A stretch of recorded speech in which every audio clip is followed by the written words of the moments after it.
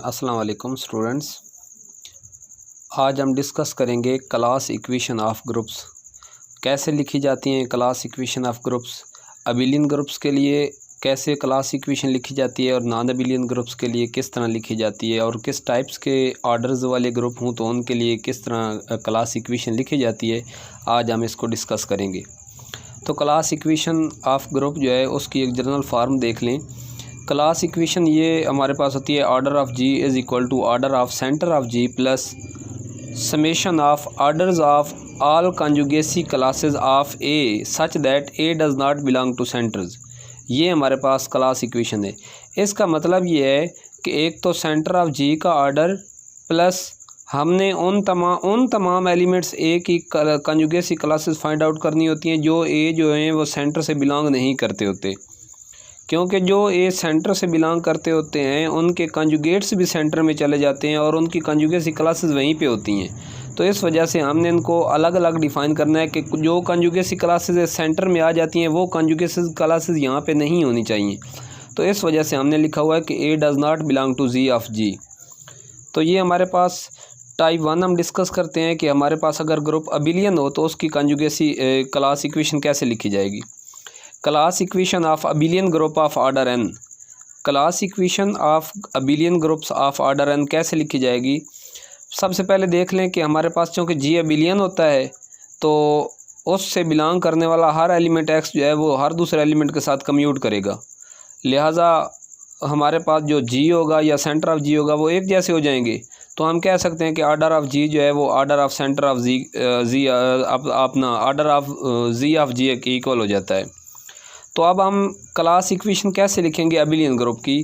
Class equation हमने generally पहले ये लिख दी order of G is equal to order of centre of G plus summation of orders of all conjugacy classes of a for distinct a's. तो order of G is equal to order of G of G plus ये nil हो जाएगा।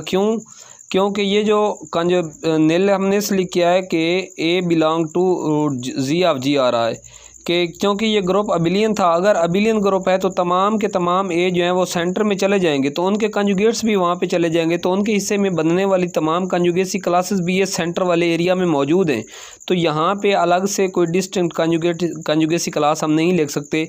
इस वजह से abelian groups वाले portion में इस पोर्शन को नील कर दिया जाता है। तो हमारे पास ऑर्डर ऑफ जी जो है वो is equal to order of centre of G आ जाएगा। तो हमारे पास कोई भी अबिलियन ग्रुप हो तो उसकी जो अपना क्लास इक्वेशन होती है वो यूँ लिखी जाएगी order of G is equal to order of centre of G. This is the class equation for abelian groups. हम इसकी एक एग्जांपल ले लेते हैं कि हमारे पास एक ग्रुप है जिसका ऑर्डर 10 है और वो अबिलियन ग्रुप है।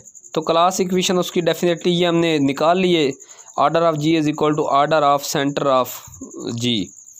तो सेंटर का ऑर्डर कितना होगा, डेफिनेटली अगर जी का ऑर्डर 10 है तो अबिलियन ग्रुप में सेंटर का ऑर्डर भी 10 होगा। तो सेंटर के ऑर्डर 10 को हमने 1 + 1 + 1 की शेप में लिखना होता है। 1 + 1 + 1 की शेप में क्यों लिखा है, मैं 2 + 2 + 2 + 2 भी तो लिख सकता था, इसलिए लिखा है कि 1 1 1 लिखेंगे तो तमाम कंजुगेसी क्लासेस निकल आएंगी। कैसे निकल आएंगी, जो अबिलियन ग्रुप्स होते हैं अबिलियन ग्रुप्स में हर एलिमेंट की जो कंजुगेसी क्लास होती है वो सिंगल्टन होती है, और अगर 10 एलिमेंट हैं तो 10 एलिमेंट्स की जो अलग अलग कंजुगेसी क्लासेस होंगी वो सिंगल्टन कंजुगेसी क्लासेस होंगी।